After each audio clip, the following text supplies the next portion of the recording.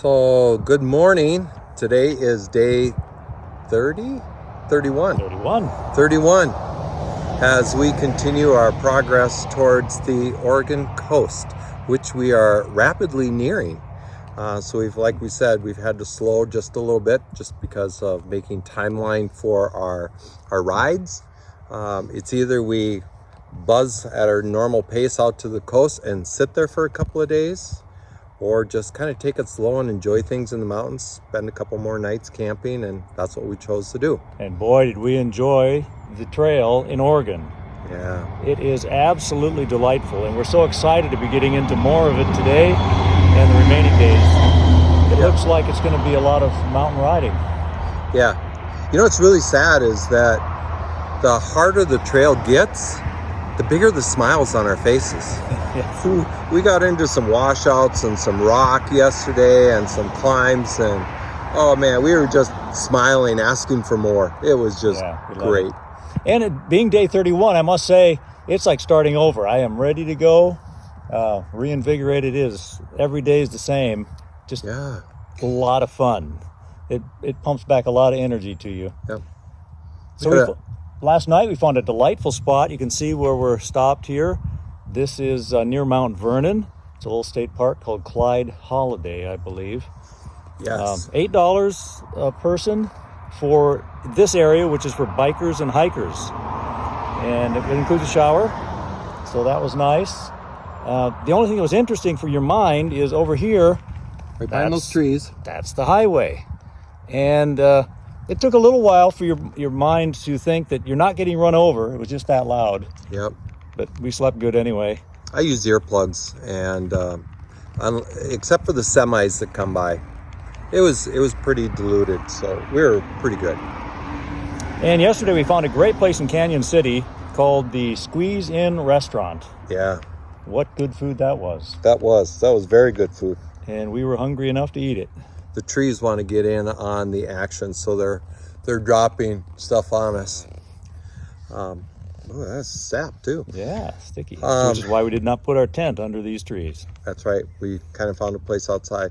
The restaurant was great. I'll tell you one thing. So we had breakfast, kind of a breakfast at Erica's in, is that Oregon, or is that was Idaho, wasn't it? It might have been. And then we had not really eaten until yesterday when we got to the Squeeze In. We put down some serious food. Yeah, some of the items we ordered, the person who was serving us came out and said the chef was questioning whether or not this is just two people, and she told the chef, she said, "Wow, they're bikers, they'll be fine."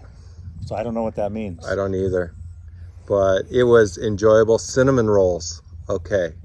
Cinnamon rolls were really good. We are cinnamon roll experts. I'm an apprentice.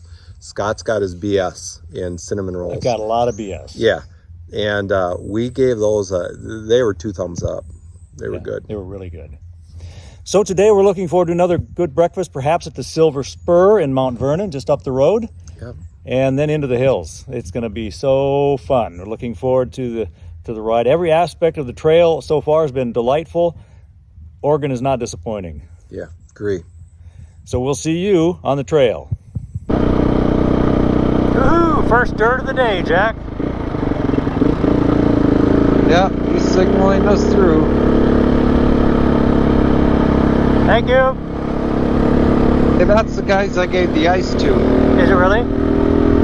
Yeah.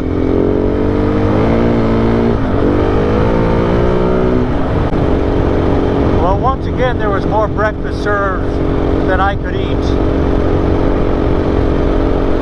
That food at the Silver Spur was delicious. That was very good. Very well done. What a great group. Yep. And in our quest to find the perfect cinnamon roll, we ranked their cinnamon roll number 2. Yeah, they're right at the top of the charts. Yep. And the owner, Jackie, and cook, she put a lot of love in that meal. It was pretty good. Yes, very, very good. Last night where we stayed, near Mount Vernon. The elevation was about 2,800 feet. Currently we're climbing up through 5,200 feet. Fun little road up into the mountains. Temperature's about 65 degrees. Perfect riding. Currently up around 5,300 feet. Beautiful stands of timber. Gorgeous country. Hope to get an opening into looking at the valley here before long. It is so good to be back on the Iron Horse this morning. Day 31, but it feels like day 1. So excited to be out. Really feels terrific to be on the dirt again. And what a beautiful place to ride.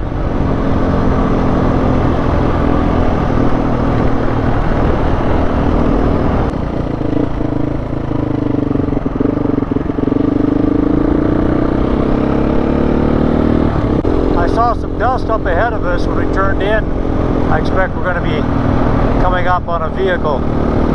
Yeah, I see it up there too.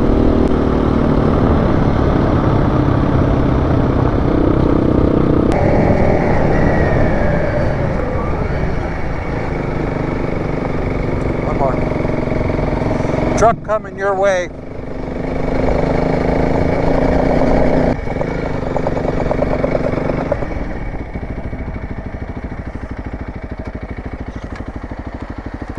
Here we are in Oregon. Second day in the mountains. And it is absolutely gorgeous. And we are not alone. This is hunting season. So we do run into a lot of hunters out checking places out. Camping. I think they're looking for, I don't know if it's deer or elk or probably both. It's fun seeing the muleys because of the great big ears. They're a little larger deer than the whitetails we have. And also when they take off, they imitate Tigger because they just bounce.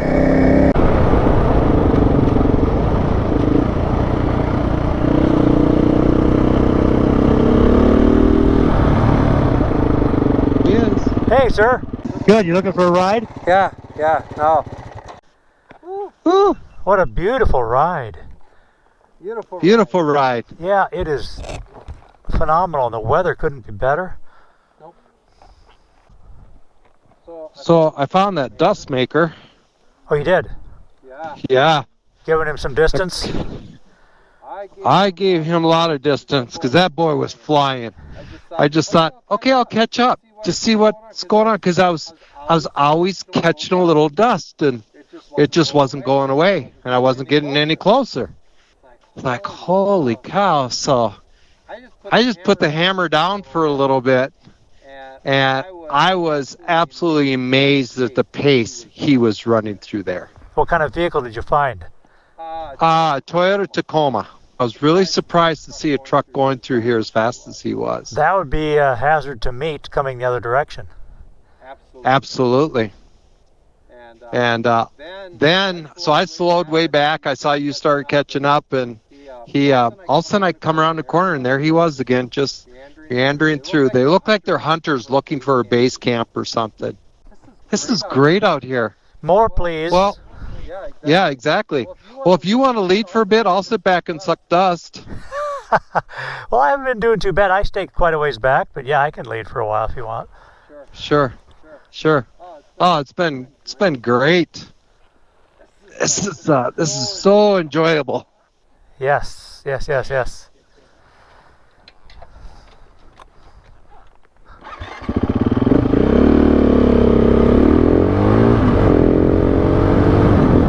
he is. Hello.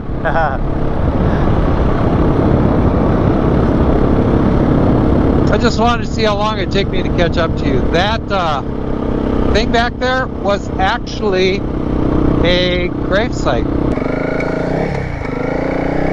What does this say? applied 1918 to 1986, Zara 1923 to 2023. Thistle, Thissell. Yeah, that was their resting site. Well, it was a cute little place. I just saw a glimpse of it. Yep. And since we were so far behind, I was like, well, let's turn on the camera and see how long it takes us to catch Scott. Yeah, I saw you drop off the buddy tracking. Yep. And so I waited a little bit just to make sure I could see you come back on the screen. Oh, we had some big boulders dropped in through here. Sure did. I'm glad it chose a different time than right now to do that. You and me both. A lot of devastation in here on the forest. What a fun little trail. I guess. Now every time I cross a stream, either over a culvert or a bridge, I'm going to think, how fun would that be to build those? Make that your summer vacation. Yes.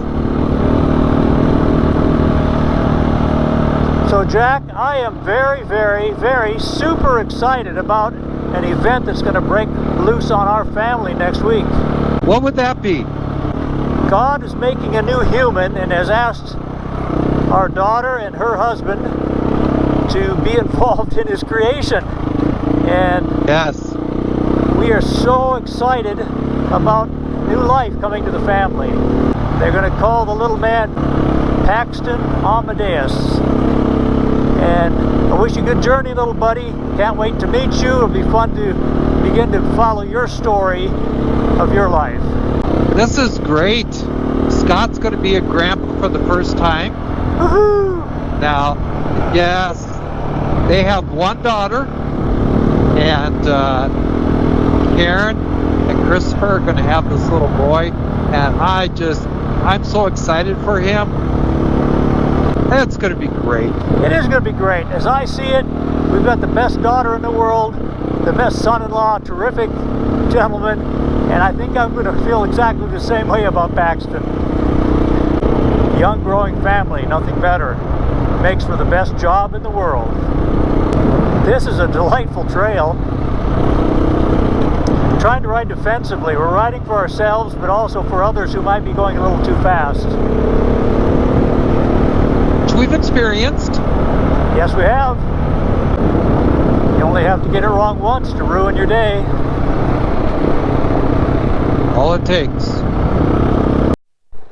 Howdy, sir. Howdy. We're here. We've arrived. Don't know where it is, but it's pretty cool. Beautiful stream. I would love to put a canoe or a raft into that, preferably a canoe or a kayak, and go a ways and see where that goes. It's probably got a story or two to tell. So Jack is changing his GoPro battery, and I want to show the charger he's using. We found a device that does a very good job of securely mounting the batteries as you travel. And Yeah, this little. It's Map BC, and you have your three batteries, two cards in there, and then when you shut it and plug it in, you have your three lights telling you what batteries are what. Showing the center battery I just put in is dead, needing charge. And then the way I do it is I actually have plugged into my bike. I have this charger, little Walmart $20 charger, extra power pack is what it is. So what I do is I plug that into my bike, and then I plug whatever needs charging into this, so whether I shut my bike off or not, it's constantly charging, and then when I turn my bike on, it's charging into here while this is charging the batteries. And so far, I've not had any problems with really having dead equipment. Yeah, we got plenty of power. I'm doing similarly. I've got 2 of those battery packs. I've got 2 USB connections here, feeding into charging up those battery packs. One is connected to the GoPro charger, similar to his. And there are times when I'll also plug in my Garmin 66i to give that some power. But oftentimes I just charge that at night off the battery pack. Let it run off battery.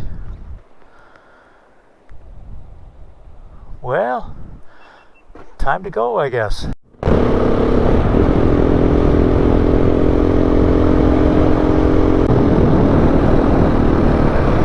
Oh, Jack, look at that gorge. We got to go back and get a picture of that. You're going back? I'm just coming back to see you. Yeah, this is so cool. Oh, look at that.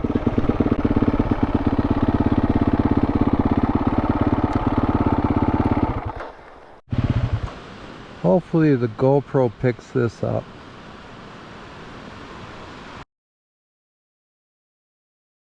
Jack, this is a little bit like being a kid in a candy store, so to speak. I would agree.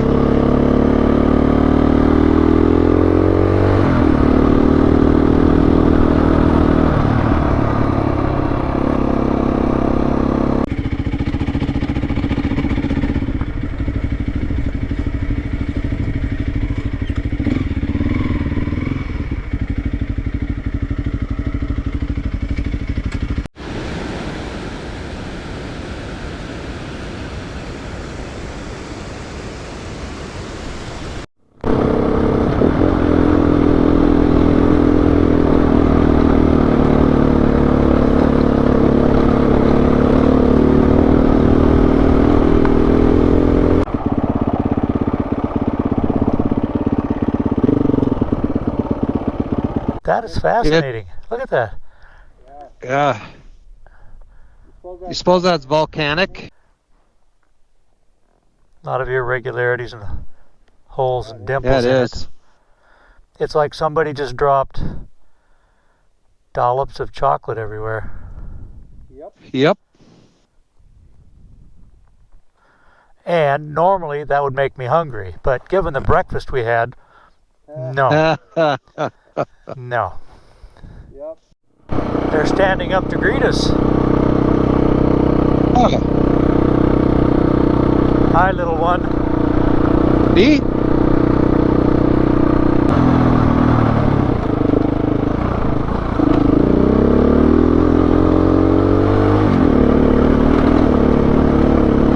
Such a fun road. She's a beauty, isn't it? Now we got water to mix in up here.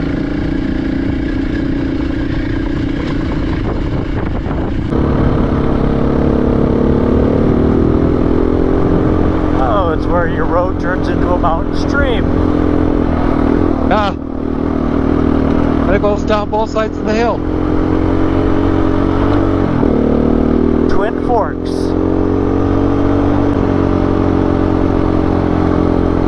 The forest is really picturesque.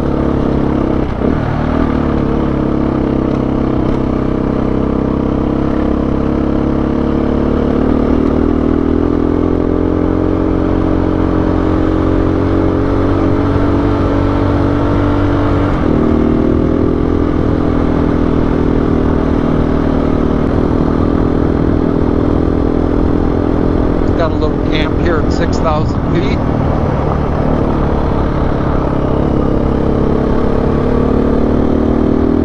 Speaking of camps, now every time I see a little road leading off of the main road that you're on, or a level flat spot off the road, I'm thinking campsite. Yeah, exactly. Oh, like where we are now. Yeah, exactly. We are now running at 5,900 feet.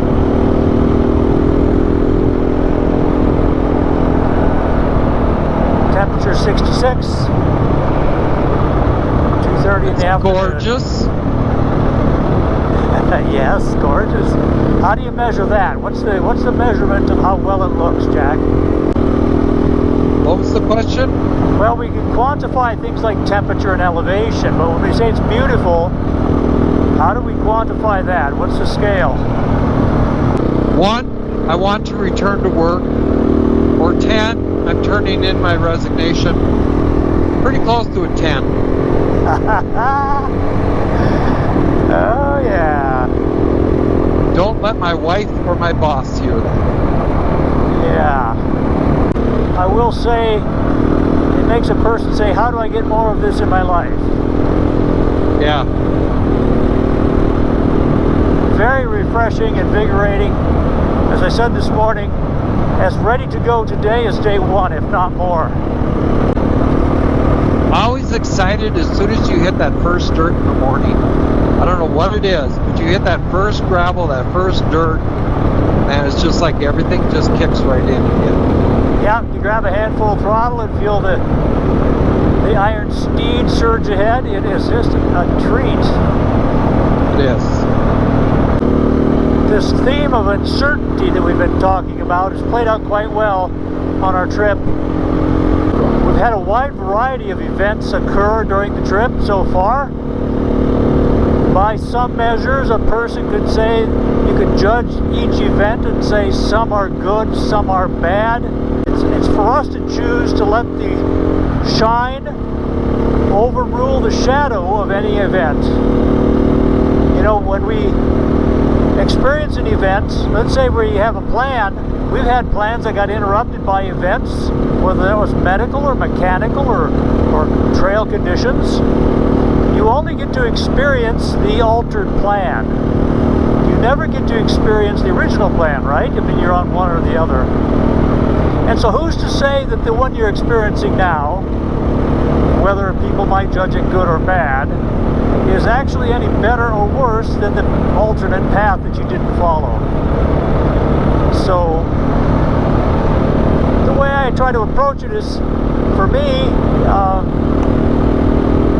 you got to enjoy the events as you take them.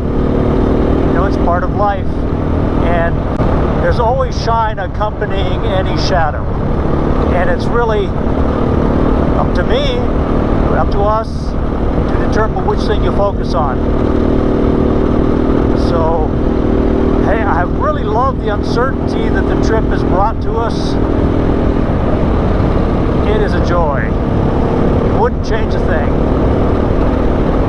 Each event of life is just what it is. Take it, go through it, carry with you that which is helpful. Life is so good.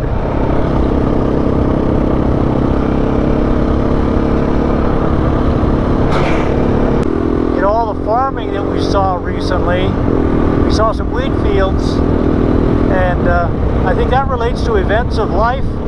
You know, when you harvest wheat, you have a process by which you separate the kernels of wheat from the chaff, that which is helpful from that which is not so useful. That's what we do with each event in life. We process through an event, like processing a harvest, and we get to choose what you carry forward. Now the farmer, the smart farmer, decides to carry the wheat kernels out and to the market. They could just as well choose to carry the chaff and leave the wheat kernels behind, or carry them both. It's really not helpful, and so why would you choose to carry anything but the wheat berries? And so with our events, whatever flavor they come, we get to choose what to carry away. It's up to us to choose that which would be helpful for us going forward. So enjoy the moment is the lesson I think is the trail is teaching me. Enjoy everything that comes. Carry away that which is good.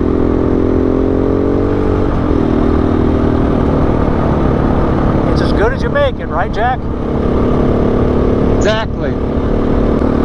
Enjoy, now the speed freak in me, or the adrenaline junkie in me would say, enjoy the little times that back tire slides out on you, and you control it. You know, enjoy it all. Enjoy the learnings, man. Scott and I were saying we're so much different riders now than when we started.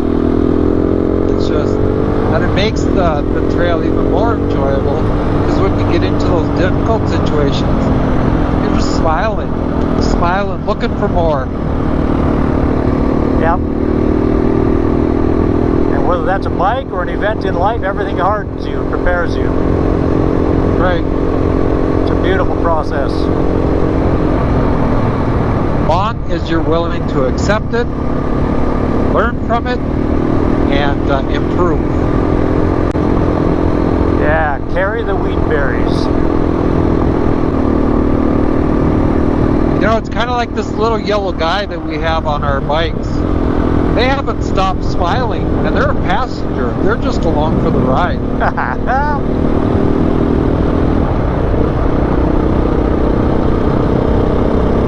And I hear those TAT bells still ringing all the time. Yep. Thank you, Leanna. They've been a good companion.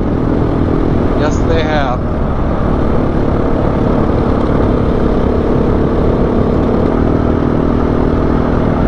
And to continue with the wheat berry example, you know, as you're separating the wheat from the chaff, you cannot despise the chaff.